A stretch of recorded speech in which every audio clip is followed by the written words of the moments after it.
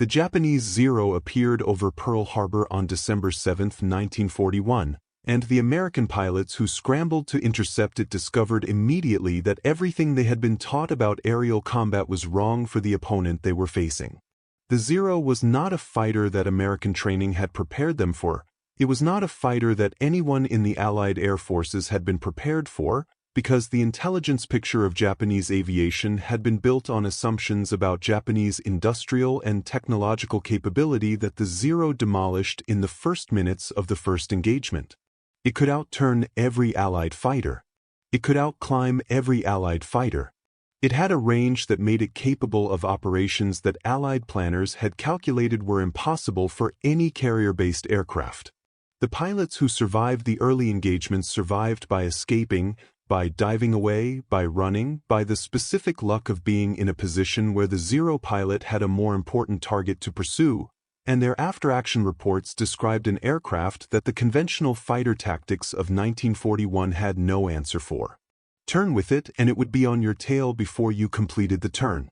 Climb away from it and it would follow you up and arrive with energy to spare. The men who tried to fight it on its own terms died. The men who ran lived for a while, until someone worked out what terms they could fight it on instead.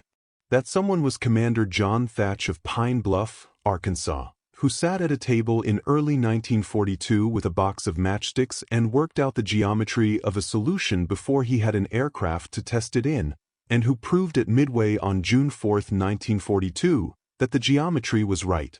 If you are new to this channel, subscribe now, because this is the story of how one man's analytical mind saved more American lives than almost any other single tactical innovation of the Pacific War. Jiro Horikoshi had designed the Zero with the specific genius of an engineer whose clients have given him requirements that conventional design cannot meet and whose response is to discard the conventions.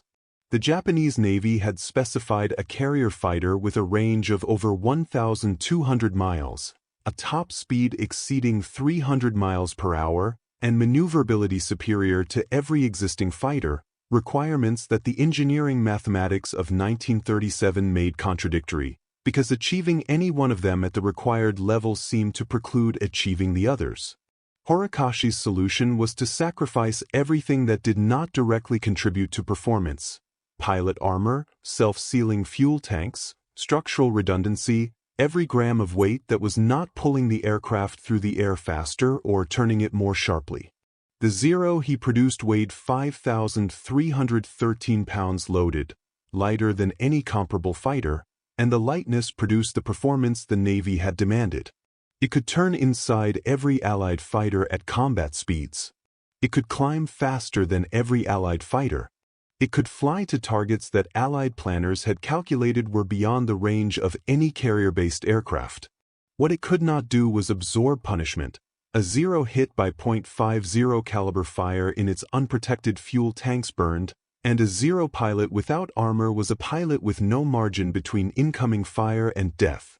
Horikoshi had built a weapon of extraordinary offensive capability and structural fragility, and the fragility was invisible in the early months of the war because Allied pilots were dying before they could fire the shots that would have exposed it. Chief Petty Officer Yoshio Shiga of the Kaga Air Group had flown the Zero since before Pearl Harbor and described it with the specific authority of a man who knew its qualities from the inside. At Pearl Harbor, he said in a post-war account, the Americans did not know how to fight it. They came at us the way they had been trained and we killed them the way we had been trained. It was not a contest.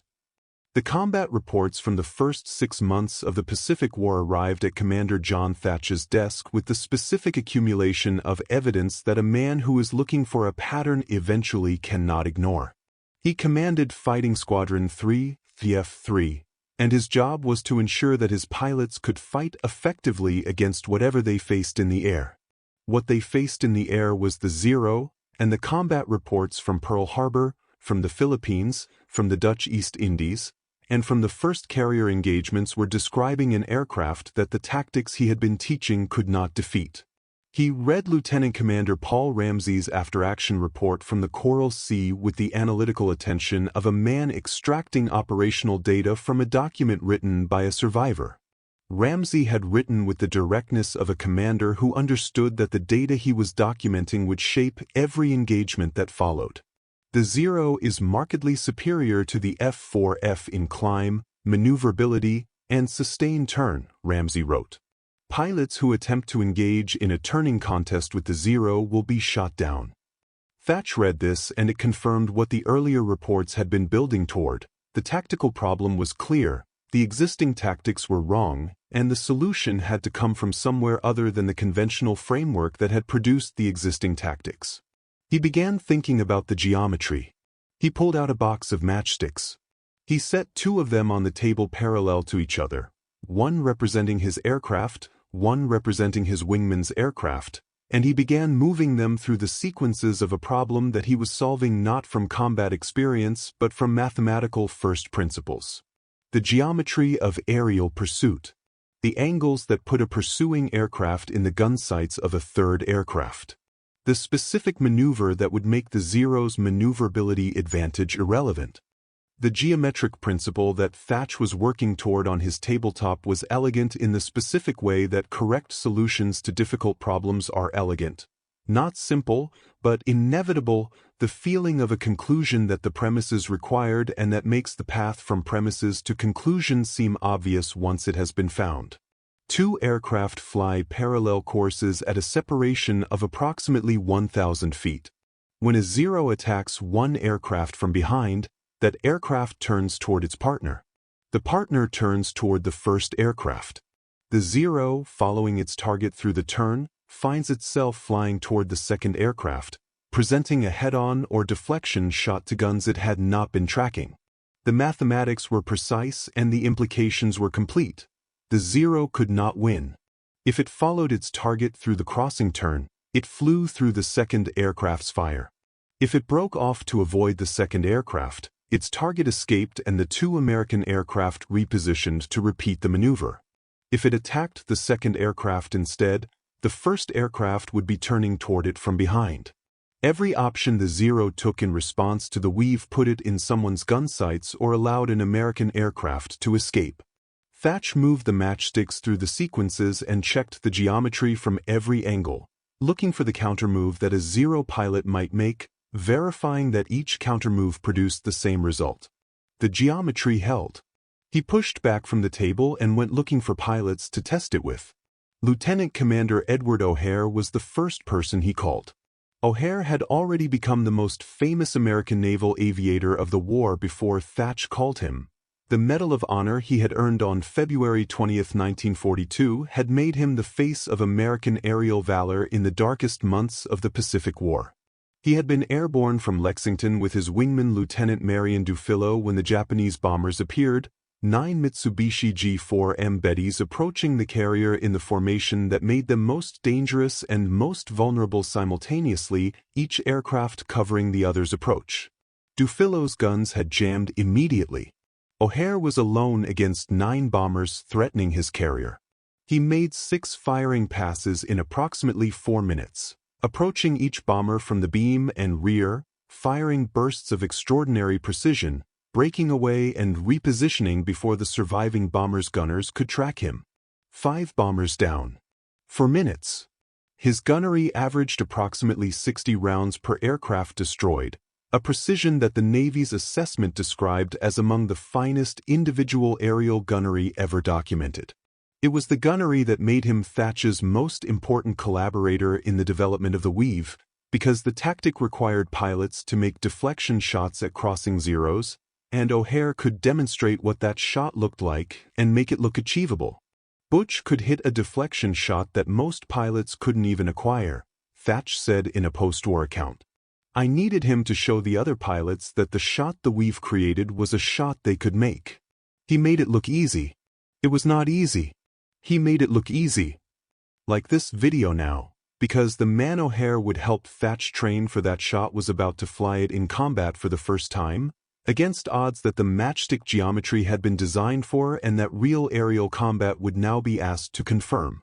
Lieutenant Commander James Flatley had arrived at the same tactical conclusion as Thach from a different direction, the specific intellectual convergence that happens when two capable minds are working from the same evidence toward the same problem.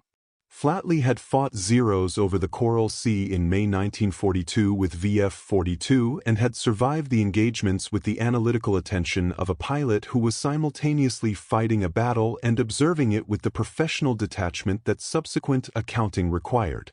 His after-action report described the Zero's combat performance with the specificity of a man who had been in its gun sights and had gotten out of them and intended to explain how and why. The Zero pilot's first move when attacked is to roll and turn, Flatley wrote. If you follow him through this maneuver, you will lose him because he can outturn you. If you do not follow him, he will complete his roll and come back at you from below.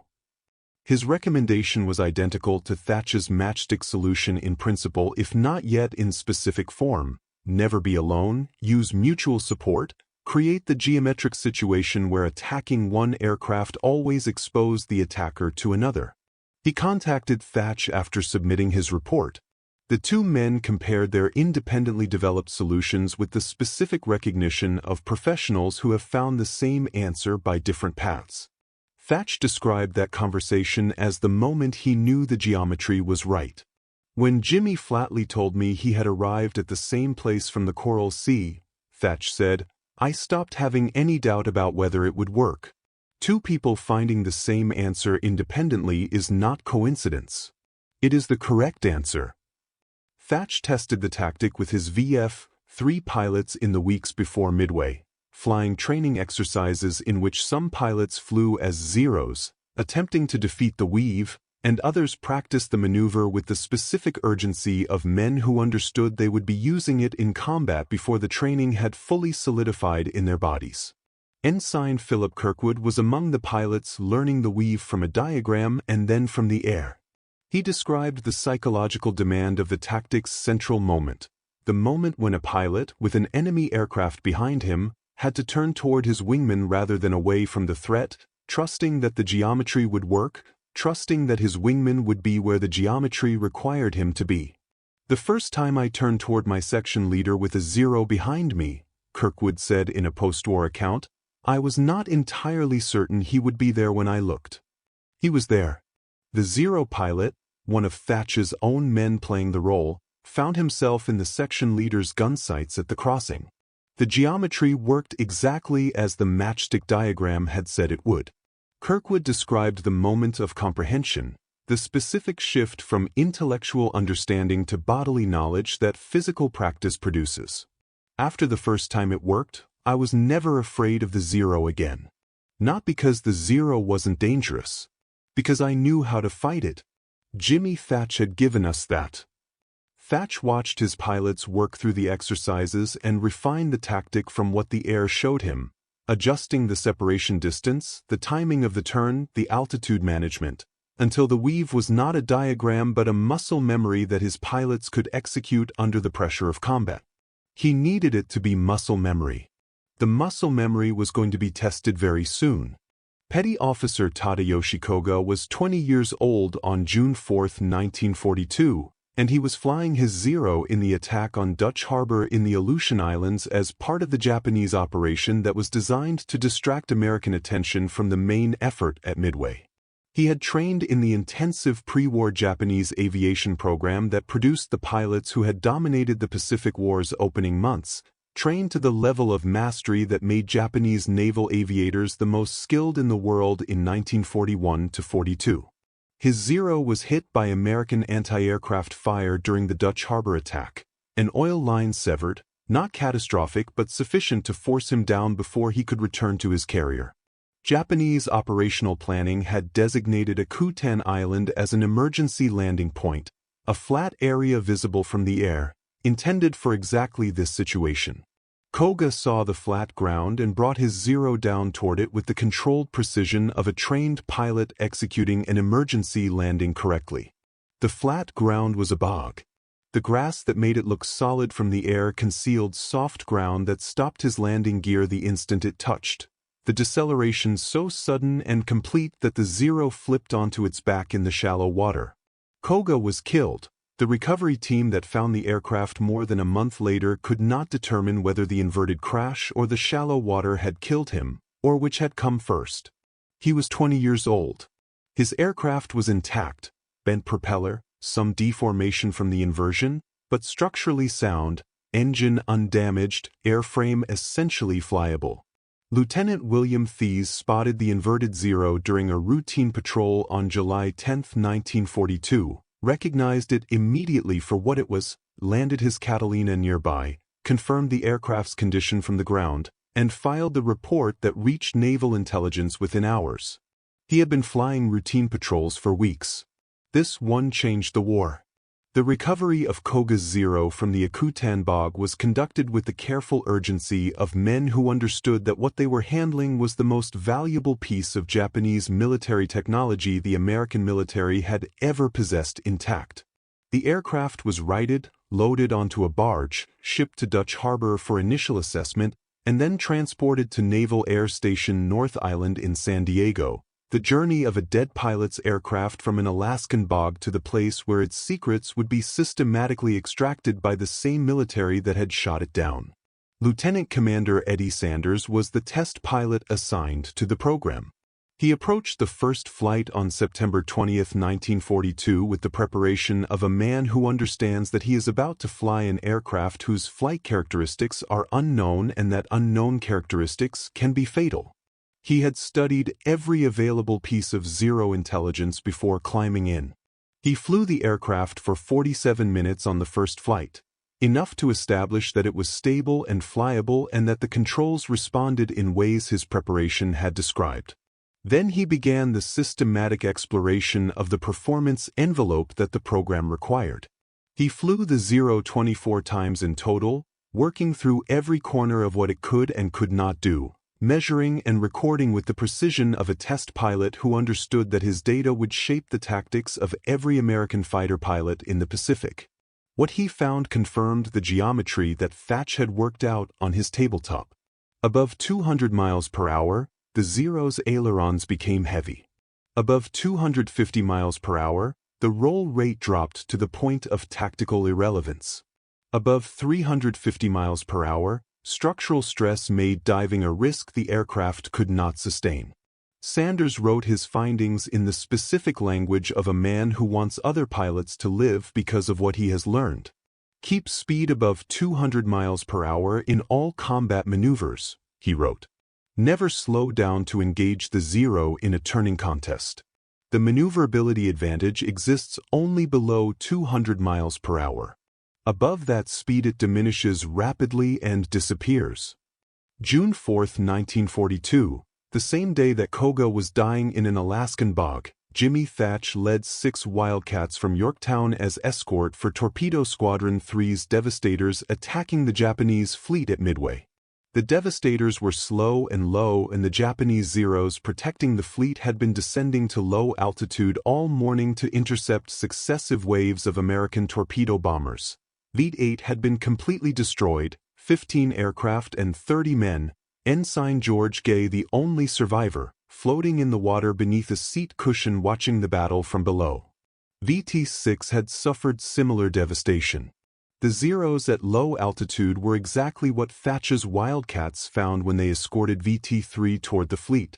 Not 6 Zeros, not 10, but approximately 15 to 20, the combat air patrol that had been killing American aircraft all morning and that now found 6 more American fighters to add to the morning's work. Thach assessed the geometry in the seconds available before the engagement began and deployed the Weave, his pilots executing the maneuver that the matchstick diagram and the training exercises had built into their bodies. Lieutenant Ram Dib was Thach's wingman, the man whose aircraft Thach was protecting and who was protecting Thach's. The engagement began. A Zero attacked Thach from behind. Thach turned toward Dib. Dib turned toward Thach. The Zero followed Thach through the turn. The Zero was there because the tactic put it there, Dib said in his post-war account. Jimmy had put it there. He fired. I was utterly convinced that this was going to work, Thach said of that first crossing in the engagement. And when I saw the first Zero fly through my wingman's sights trying to follow me through my turn, I knew it was going to work. He had no idea what had happened to him. The engagement over the Japanese fleet at Midway lasted approximately 10 minutes. 10 minutes in which 6 American Wildcats, outnumbered by a factor of nearly 3-1 against an aircraft that had been killing American pilots consistently for 6 months, executed a tactic that Jimmy Thach had designed on a tabletop and that Jimmy Flatley had independently confirmed from the Coral Sea, and that Ram Dib had just proven in the first crossing worked exactly as the geometry required. Petty Officer First Class Iozo Fujita was flying combat air patrol from Hiryu, and his account of the engagement describes what the weave looked like from the Zero's side of the geometry, the specific confusion of a pilot whose training had prepared him for every conventional American tactic and had not prepared him for this. Some of the American fighters did not behave as I expected, Fujita said in a post-war account. They turned toward each other when I attacked. I followed one and found myself under fire from another direction. I had not seen this before. Lieutenant Yasuhiro Shigematsu led a Zero section from Hiryu and engaged the VF-3 Wildcats with the aggressive confidence of a pilot who had been killing American fighters all morning and had no reason to expect the afternoon to be different. They turned toward each other every time I attacked, Shigematsu said. If I followed one, the other would turn toward me. If I turned away, the first one had escaped. The tactic was new to me. The Zero section's attacks on the weaving Wildcats produced results that the morning's attacks on unweaving Wildcats had not produced: Zeros in the gun sights of aircraft they had not been tracking, the geometric trap closing on pilots whose training told them that following a fighter through a turn was the correct response to an escaping target. The correct response had become the fatal response. Thach had made it fatal from a tabletop in early 1942, and the mathematics were now being confirmed over the Japanese fleet in the specific currency of the Pacific War. Chief Petty Officer Yoshio Shiga had flown from Pearl Harbor through the Indian Ocean raids and into Midway with the cumulative experience of a combat aviator who had fought in every major Japanese carrier operation of the war. His assessment of the Midway air battle described the difference between the American pilots his Zero had faced at Pearl Harbor and the American pilots it was facing now, the specific tactical evolution that 6 months of Pacific air combat had produced in the men who were still alive to implement it. At Pearl Harbor they had not been ready, Shiga said in his post-war account. At Midway some of them had learned things we did not expect. The pilots who flew in pairs and turned into each other were the most difficult to attack. His language was the language of a professional assessing a professional problem, not admiration, not fear, but the specific recognition of a competent opponent who has found a solution that your system cannot quickly answer. He had been flying the Zero since before the war. He had never seen American fighters do what Thach's pilots were doing over the fleet on June 4th. He survived Midway and the war. He had time to think about what he had seen. His conclusion was the same conclusion that every Japanese aviator who encountered the weave eventually reached: that it worked, that it was geometrically sound, and that the individual excellence that Japanese naval aviation training had produced was not sufficient to defeat a tactic that removed individual excellence from the equation. Ensign Philip Kirkwood survived Midway, one of the 3 VF-3 Wildcats that returned from the engagement that had begun with 6. The 3 aircraft that did not return were shot down in a 10-minute engagement against approximately 15 Zeros, which meant that 6 Wildcats in a weaving formation had held off 15 Zeros for 10 minutes and had shot down 3 to 4 of them while losing half their own number. The arithmetic of those numbers required context to be read correctly. In the 6 months before Midway, American fighters engaging Japanese Zeros in conventional turning engagements had suffered loss ratios that made the Midway numbers look like a transformation, because the Midway numbers had been produced against 3-1 odds using a tactic that the Zeros had never encountered. 3 Wildcats lost against 3 to 4 Zeros destroyed, 6 aircraft against 15, 10 minutes of sustained engagement against the aircraft that had been killing American pilots consistently since December. The numbers were not a victory in the conventional sense, but they were the proof of concept that Thach had been building toward since the matchstick tabletop. Kirkwood described landing back on Yorktown after the engagement with the specific comprehension of a man who has been somewhere that has changed his understanding of what is possible. "We knew it worked," he said. "Not from the diagram. From the air.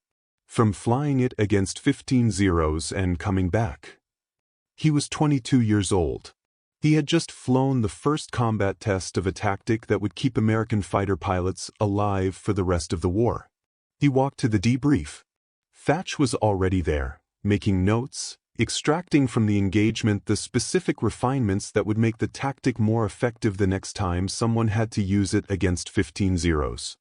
Commander Minoru Genda received the midway battle reports at Japanese Carrier Aviation Headquarters and read the pilot accounts of American fighters using unfamiliar tactics with the analytical attention of the man who had planned the Pearl Harbor attack and who understood aerial combat at the institutional level rather than the individual pilot level. His assessment of what the reports described was immediate and direct. The Americans had solved a problem that the Japanese tactical system had not anticipated and did not have an immediate answer for. Thach's tactic was the correct response to the Zero's performance advantage, Genda wrote in his post-war assessment. It used the American fighter's structural advantages, its ability to absorb punishment, and removed the Zero's maneuverability advantage from the equation. It was elegant and it was devastating. His analysis went further, to the systemic reason why Japanese aviation could not quickly develop a counter. Japanese naval aviation was built around the individual ace. We trained pilots to be the best individual fighter in the air. Thach's tactic made the one versus one engagement irrelevant. It required collective tactics, pilots who trusted each other and fought as a unit rather than as individuals.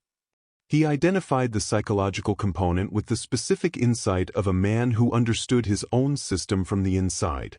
The Japanese pilot who had been trained to trust his own skill found it difficult to trust another pilot's execution of a maneuver that his own survival depended on. The American system had produced something different. Pilots who trusted the geometry and trusted the man flying the other aircraft. Genda described this difference as the one that mattered most.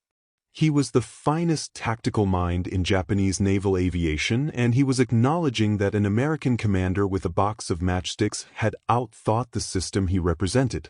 Commander Masatake Okumiya served on the Japanese carrier aviation staff and was involved in the debriefs of Zero pilots after Midway, the institutional process of extracting from the men who had been there the specific tactical information that headquarters needed to understand what had happened. His post-war book documented the Japanese institutional response to the Thach Weave, the attempts to develop a counter-tactic and the conclusions those attempts produced. After Midway, we began to hear reports from pilots of American fighters that turned toward each other instead of turning away. Okumiya wrote, "This was new. We did not have an answer for it."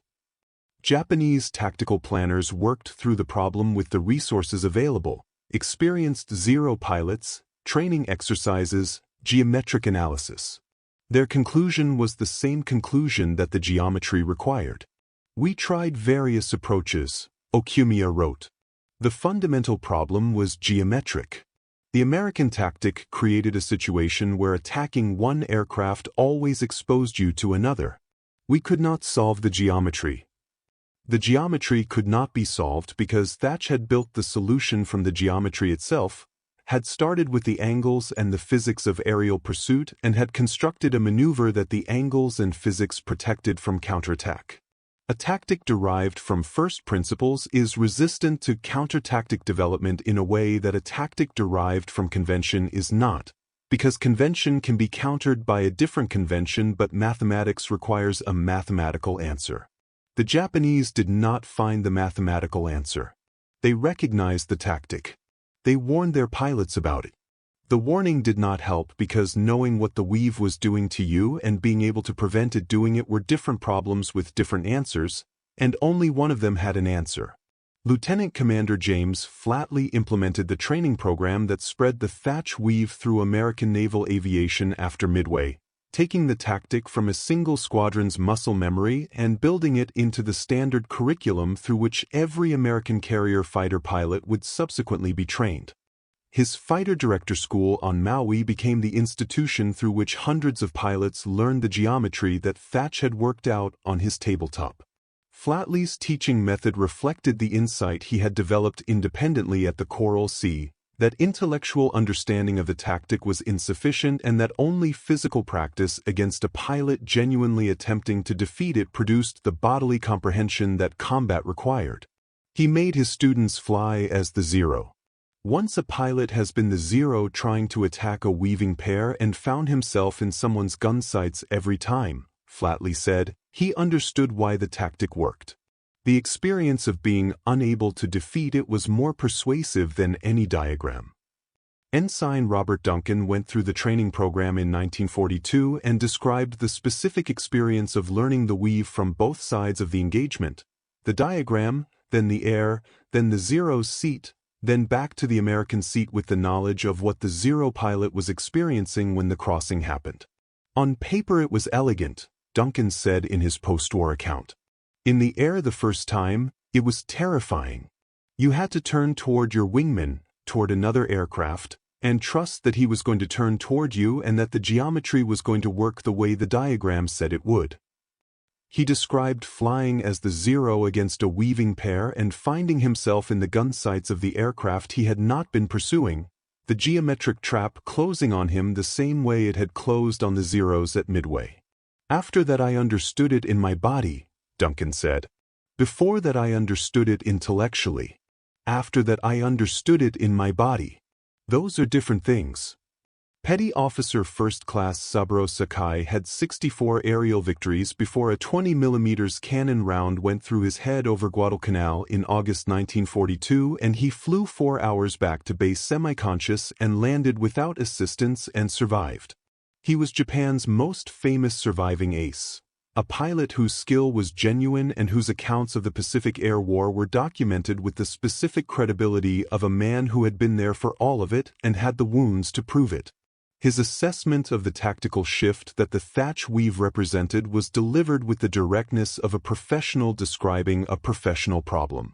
In 1941 and early 1942, the American pilots fought us on our terms, Sakai said in his post-war account. They tried to turn with us. We killed them easily. Then they stopped turning.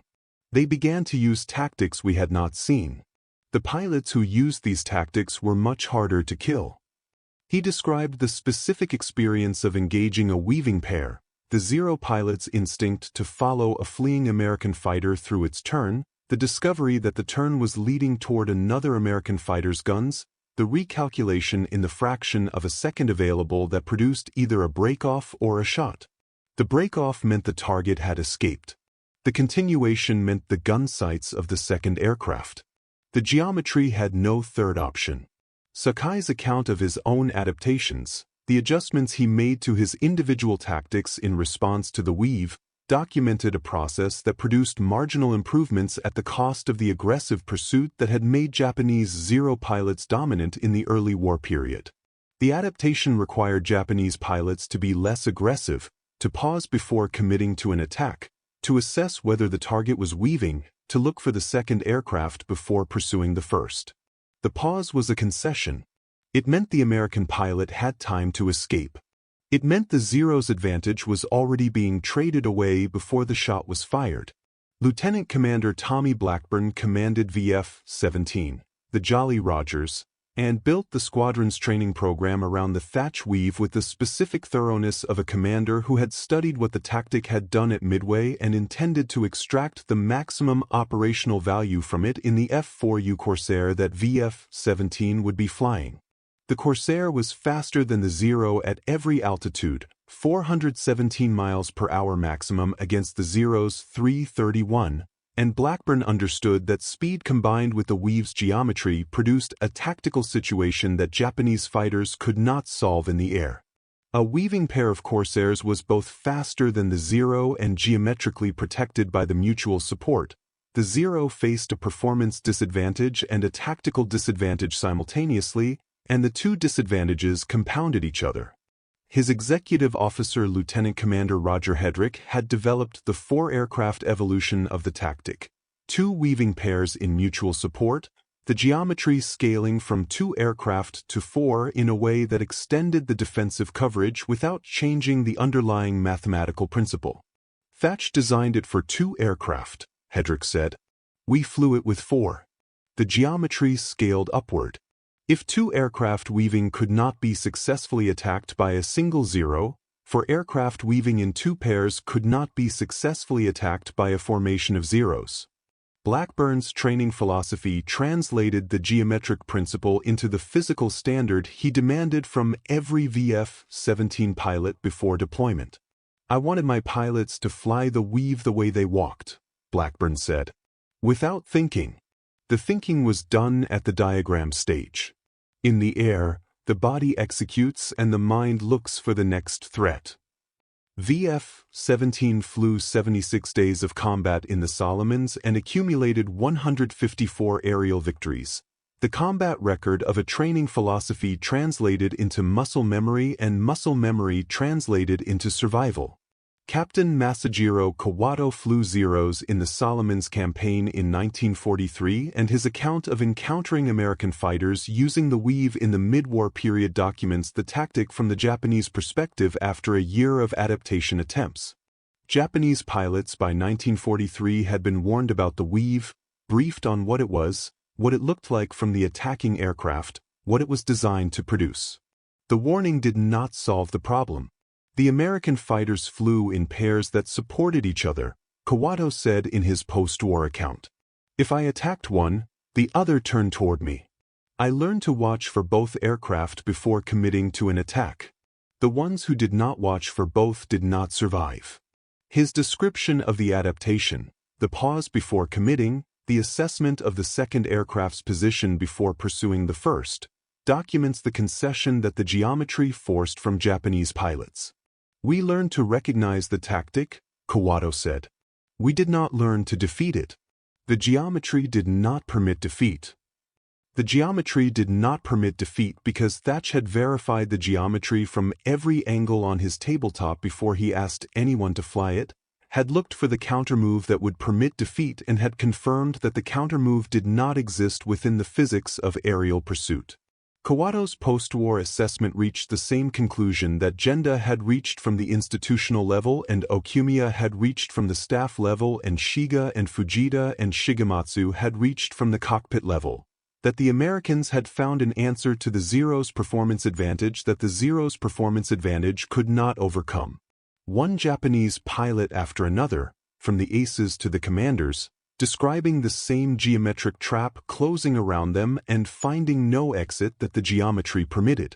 Like this video now, because the man whose matchstick geometry had built that trap was about to watch it applied by a new generation of pilots flying a new generation of aircraft, and the result in the Philippine Sea in June 1944 would confirm that what he had worked out in early 1942 had not only saved the Pacific War but had fundamentally changed what American air power meant.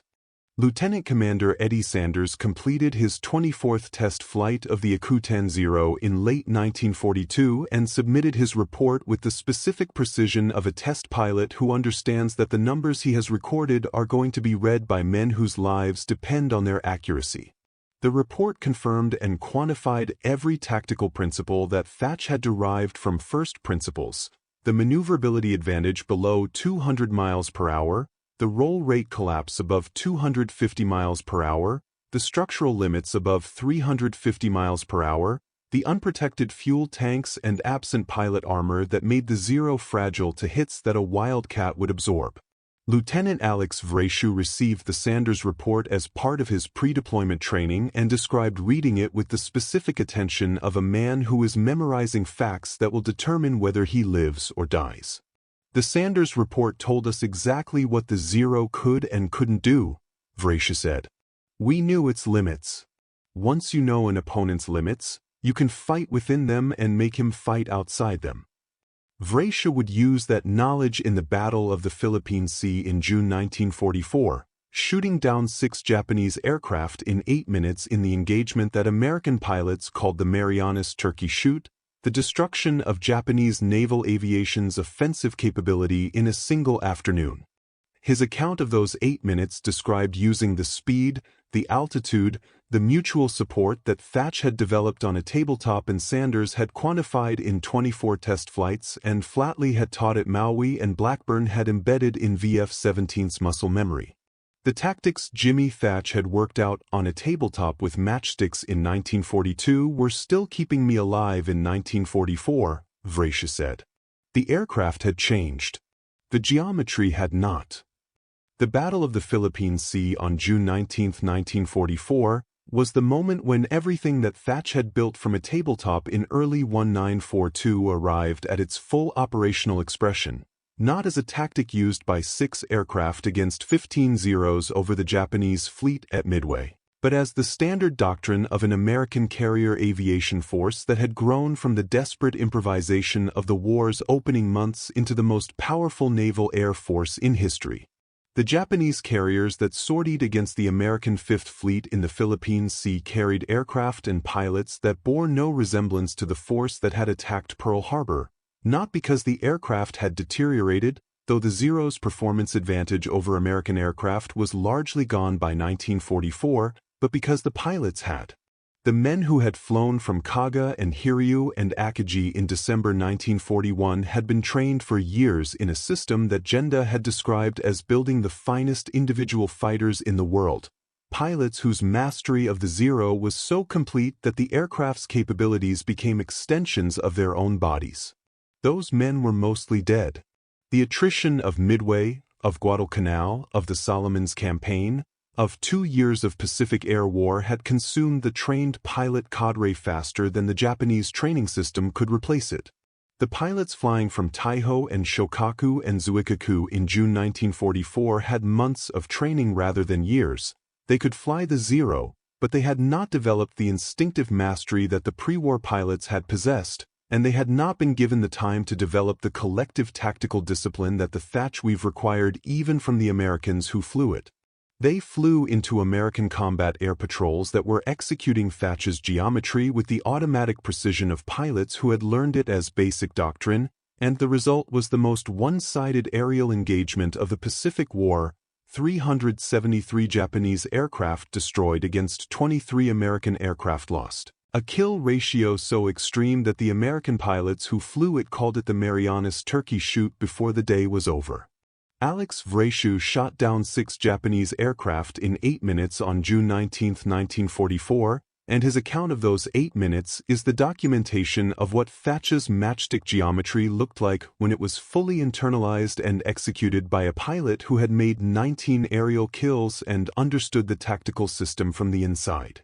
He was flying an F-6F Hellcat, the aircraft that Grumman had designed specifically to defeat the Zero, incorporating the combat data from 2 years of Pacific Air War, building the pilot armor and self-sealing tanks and structural robustness that the Zero's designer had sacrificed for lightness and maneuverability. The Hellcat was faster than the Zero, stronger than the Zero, better armed than the Zero, and it was flown by pilots who had been trained in the tactics that Thach had developed to defeat the Zero before the Hellcat existed.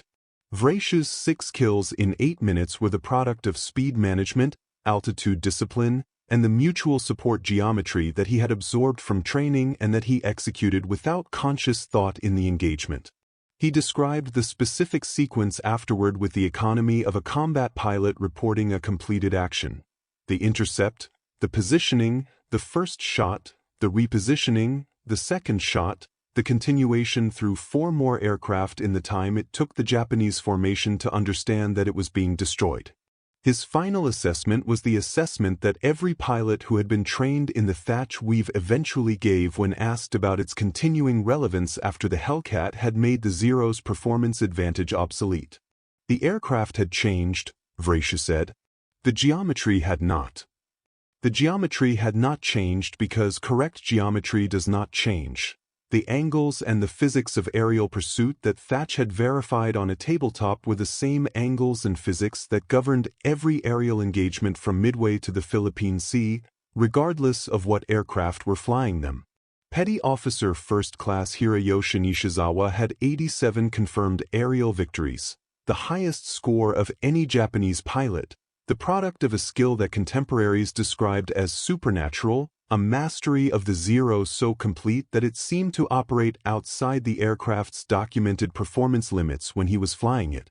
He had survived everything the Pacific War had produced against him in the air, survived Guadalcanal, survived the Solomons, survived the engagements that had killed most of the pre-war pilot cadre that had surrounded him when the war began.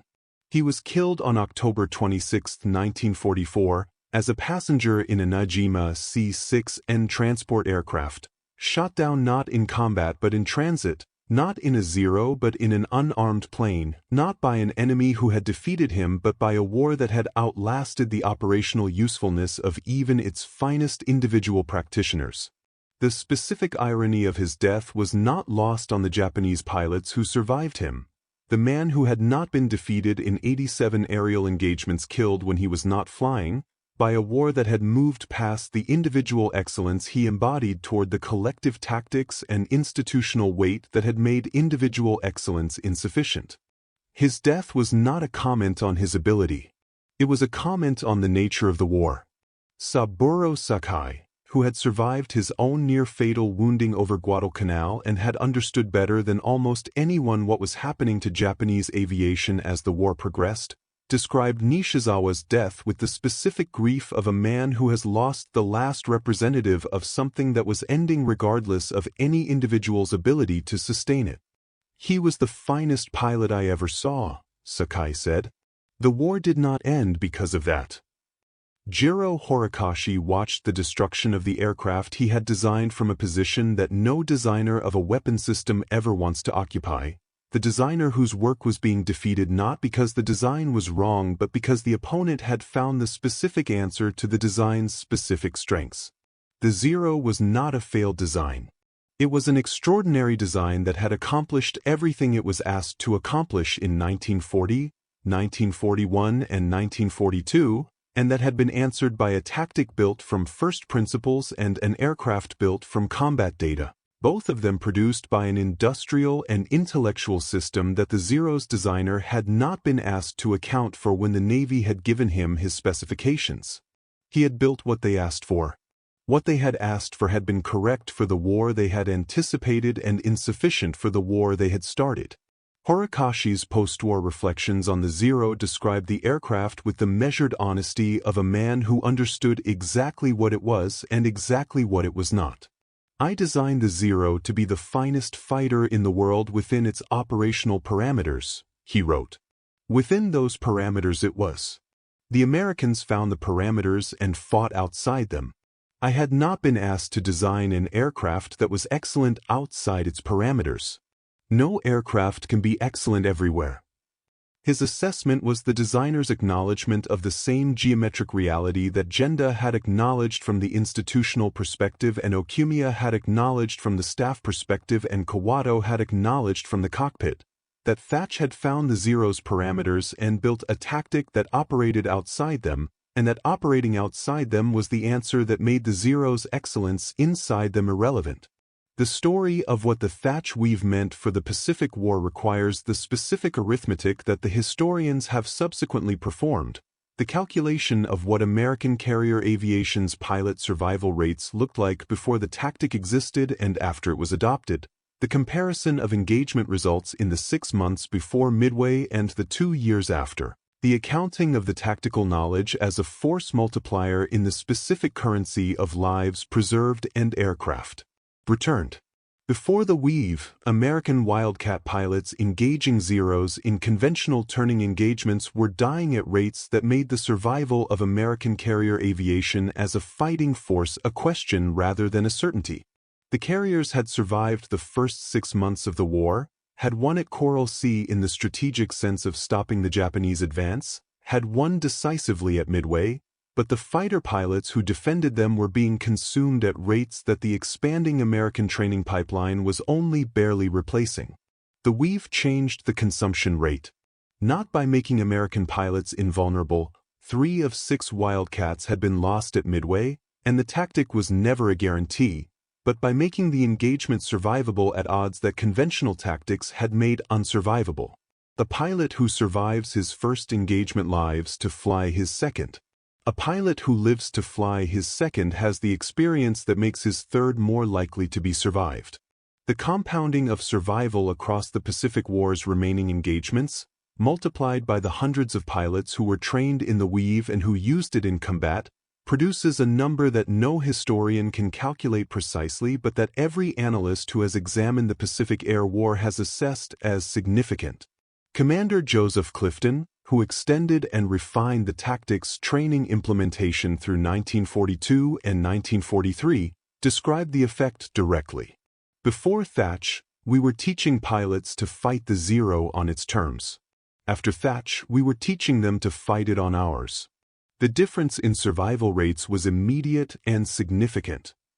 The men who flew the Thach Weave in combat across the Pacific War and survived to describe it consistently returned to the same elements in their accounts: the tabletop, the matchsticks, the geometry, the trust. The tabletop because it was where the solution had been found before anyone could test it in the air. The specific image of an analytical mind working through a problem in the most basic possible medium and producing an answer that the most sophisticated operational testing subsequently confirmed. The matchsticks because they were the instrument of the derivation, common objects on a flat surface representing aircraft in three-dimensional space, the abstraction that proved sufficient to capture the essential geometry of the problem. The geometry because it was what made the tactic unkillable. Not a convention that could be countered by a different convention, but a mathematical structure that required a mathematical answer and had no mathematical answer. And the trust, always the trust, because the tactic required each pilot to believe that when he turned toward his wingman with an enemy aircraft behind him, the wingman would be there, would have seen the Zero, would make the crossing shot that the geometry had created. Ensign Robert Duncan had described understanding the tactic intellectually and then understanding it in his body, the difference between knowing the diagram and having flown the crossing and felt the geometry work. Philip Kirkwood had described turning toward his section leader with a Zero behind him, not entirely certain the section leader would be there, and finding him there. Ram Dib had described the Zero appearing in his gun sights because Jimmy Thach had put it there from a tabletop in early 1942. The trust was not blind faith. It was the specific confidence that trained pilots develop in each other through the practice that converts diagrams into muscle memory and muscle memory into the automatic execution that combat requires. Thach had built that trust into the tactics design. It was not incidental to the Weave. It was the Weave. John Thach rose to full admiral after the war, 4 stars, one of the rare naval aviators to reach the highest rank in the American Navy, a recognition of the institutional trust that the Navy placed in the man whose analytical mind had solved one of the Pacific War's most consequential tactical problems from a tabletop in 1942. He served as Commander-in-Chief, Naval Forces Europe, commanding at the alliance level the man who had once commanded 6 Wildcats against 15 Zeros over the Japanese fleet at Midway and had kept 3 of them alive through 10 minutes of engagement that conventional tactics would have made unsurvivable. His career after Midway was a career defined by the specific institutional acknowledgement that the tactic he had developed had changed the Pacific Air War and that the mind capable of developing it was worth preserving and advancing through the highest ranks the Navy could offer. He was asked about the matchsticks in interviews throughout his post-war career, the story having become the specific detail that anchored the broader narrative of the tactics development, the image that made the intellectual achievement concrete and accessible. He described the tabletop and the matchsticks without drama, without the inflation that the story's significance might have invited, as the practical solution to a practical problem by a man who needed to verify the geometry before he could test it in the air. I needed to know that it would work before I asked my pilots to stake their lives on it, Thach said in one post-war interview. I could not test it in the air without putting my pilots at risk if it was wrong. The tabletop told me it was right. Then the air confirmed it. The economy of that description, the specific professionalism of a man who had solved a problem and described the solving without embellishment, is itself the most accurate portrait of the man available. He saw a problem. He worked out the solution. He tested it. He taught it. He watched it keep American pilots alive for 3 years of Pacific War. He was asked if he was proud of it. He said he was glad it worked. Butch O'Hare did not survive to see the full operational expression of the tactic he had helped Thach develop and demonstrate. He was killed on November 26, 1943, during a night fighter mission from Enterprise, 29 years old, shot down in the dark, most likely by friendly fire from the Avenger torpedo bomber he was flying with in the early and ultimately unsuccessful attempt to develop carrier-based night fighter tactics. The Medal of Honor he had earned on February 20, 1942, 5 bombers in 4 minutes, alone, with a jammed wingman, had made him the face of American naval aviation's valor in the war's darkest period. The tactical contribution he had made as Thach's partner in developing and demonstrating the Weave was less celebrated than the Medal of Honor action because it was less visible. The development work happens before the combat, in training exercises and diagram sessions, and the specific collaborative thinking that produces doctrine before doctrine is tested. But the pilots who went through the Flatley training program and learned the crossing shot that O'Hare had demonstrated, who learned that the deflection shot the Weave created was makeable, that the geometry put the zero there and the trained eye and hand could convert the geometry into a kill, those pilots carried something of O'Hare's contribution into every engagement where the Weave worked. The airport that bears his name in Chicago is the most traveled airport in America. The passengers who move through it every day do not know that the man at honors helped work out, on training flights over the Pacific in early 1942, the specific mechanics of a shot that kept American fighter pilots alive for 3 years of the most intense aerial warfare in history. They are not required to know. The knowledge is in the record. The record is what remains. The story of Jimmy Thach and the matchstick geometry asks the same question that the Robert Stout story asked and that every story of individual tactical intelligence asks in wartime: what is the weight of one mind working on the right problem at the right time? The question has no clean answer because the counterfactual cannot be constructed with precision. American carrier aviation would not have been destroyed without the Thach Weave. The war was too large and American industrial capacity too overwhelming for any single tactical failure to determine the outcome. But the men who would have died in the engagements where the Weave kept them alive were real men with real names, men like Philip Kirkwood who turned toward his section leader with a zero behind him and found him there, men like Robert Duncan who understood the tactic in his body after the first time it worked, men like Alex Vrashu who shot down 6 aircraft in 8 minutes because the geometry that a man with matchsticks had worked out in 1942 was still governing the physics of aerial pursuit. In 1944, those men came home. Some of them had children. The children had children. The chain of consequence from a tabletop in early 1942 runs forward through time in ways that no accounting can fully capture because the lives that were saved went on to produce other lives that the accounting cannot see. What can be seen is the record, the Midway engagement, the Flatley training program, the VF-17 combat results, the Philippine sea-kill ratios, the post-war assessments of Genda and Okimiya and Sakai, all of them pointing to the same origin. One man, one table, one box of matchsticks. The geometry that the zero could not defeat. Jimmy Thach saw a problem that was killing American pilots and he sat down and he worked out the solution before he had an aircraft to test it in, and then he tested it and taught it and watched it work for 3 years of Pacific War, and when it was over he described the whole thing with the specific economy of a man for whom solving the problem had always been more important than receiving credit for the solution. He was glad it worked. It worked. Commanders and key figures involved in this historical event, for educational purposes. Commander John Jimmy Thach, Commanding Officer, VF-3, USS Yorktown. Lieutenant Commander Edward Butch O'Hare, VF-3, USS Lexington/Enterprise. Lieutenant Commander James Flatley, VF-42, USS Yorktown. Lieutenant J.G. Ram Dibb, Thach's wingman, VF-3. Ensign Philip Kirkwood, VF-3 Midway. Lieutenant Commander Eddie Sanders, Test Pilot, Naval Air Station North Island. Lieutenant Commander Paul Ramsey, VF-2, USS Lexington. Lieutenant Commander Tommy Blackburn, Commanding Officer, VF-17. Lieutenant Commander Roger Hedrick, Executive Officer, VF-17. Lieutenant Alex Vrashu, Fighter Pilot, VF-6. Commander Minoru Genda, Japanese Carrier Aviation Planner. Petty Officer First Class Saburo Sakai, Japanese Zero Ace. Petty Officer First Class Hiroyoshi Nishizawa, Japanese Zero Ace. Petty Officer Tadayoshi Koga, Japanese Zero Pilot, Akuten. Lieutenant William Thies, Catalina Pilot, Akutan Discovery.